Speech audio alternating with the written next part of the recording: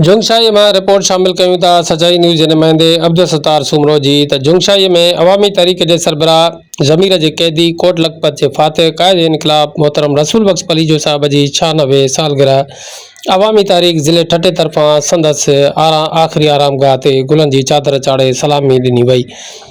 क़ौमी इनकलाबी गीतन सां सकाफ़ती भेटा पेश कई वई। तकरीब में अवामी तहरीक के मरकज़ी अगवान अब्दुल कादिर रांटो, मरकज़ी अगवान नूर नबी पलीजो, शाह मोहम्मद चांग, बिलावल लाशारी, रियाज़ अब्बासी, तहमीना लाशारी, सायरा रज़ाक ऐं ॿियनि अगवाननि ऐं कारकुननि वॾे अंग में शिरकत कई। तकरीब के ख़िताब कंदे अगवाननि चयो त मोहतरम रसूल बख्श पलीजो सिंध जे हक़नि, क़ौमी ख़ुदमुख़्तारी, जमहूरियत, आइन जी बालादस्ती ऐं मज़लूम तबक़नि जे आवाज़ लाइ सॼी हयाती जिदोजहद कई।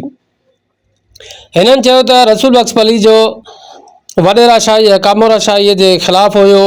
इन्हनि चयो त कामोराशाही जी अॻुवाणीअ में का बि क़ौमी जिदोजहद कामयाब नथी थी सघे। क़ौमी ऐं तबक़ाती जिदोजहद जो मुहरिक पोरियत तबक़ो ई आहे। सिंध जे मख़सूस हालतुनि आर जिदोजहद जा नवां रंग ऐं रूप रसूल बख्श पलीजे मुतारिफ़ कराया। आलमी कम्यूनिस्ट तहरीक जे बहराननि मसइलनि ऐं उन्हनि जे हल मुतालिक़ तफ़सीली मक़ाला बि लिखिया। अगवाननि चयो त सिंध जे साहिली पट्टी, सिंध जा ॿेट सिंधियुनि लाइ नोगो एरिया बणाया विया आहिनि। हाणे शाह हुसैन ॿेट ते बि कब्ज़े जी साज़िश थी रही आहे। पोर्ट कासिम में सिंध जे नौजवाननि बदिरां ॿाहिरिनि माण्हुनि खे रोज़गार ॾिनो पियो वञे। मक़ामी माण्हुनि खे समूरनि कंपनियुनि में नज़रअंदाज़ कयो पियो वञे। इन्हनि चयो त कारपोरेट फार्मिंग जे नाले में सिंध जी ज़मीन, दरिया ऐं ज़राअत ते कब्ज़ो कयो पियो वञे। अज़ीम इंसान कमज़ोर थी 87 सालनि जी उम्र में हॾनि जी मुठ बणिजी वियो हो।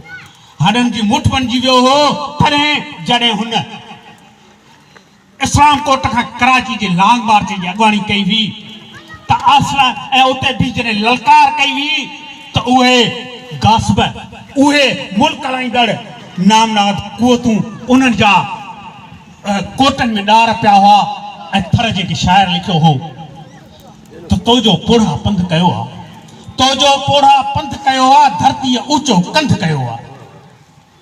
नक भजी के भोरा थी विया, तुंहिंजा थर ते थोरा थी विया। सिंध जा माण्हू हिन वक़्तु सिंध खे ज़रूरत आहे, हिन धरतीअ खे ज़रूरत आहे, हिन धरतीअ जे माण्हुनि खे ज़रूरत आहे। हुन जी छो त हिन धरतीअ जे समूरनि सूरनि जी निजात फ़िक्रे रसूल पलीजो में आहे ऐं अवामी तहरीक जी वाट में आहे। अचो त लतीफ़ जा पांडीड़ा थियूं, अचो त पलीजे साहिब जो सॾु उणायूं ऐं सिंध जी क़िस्मत संवारियूं। जी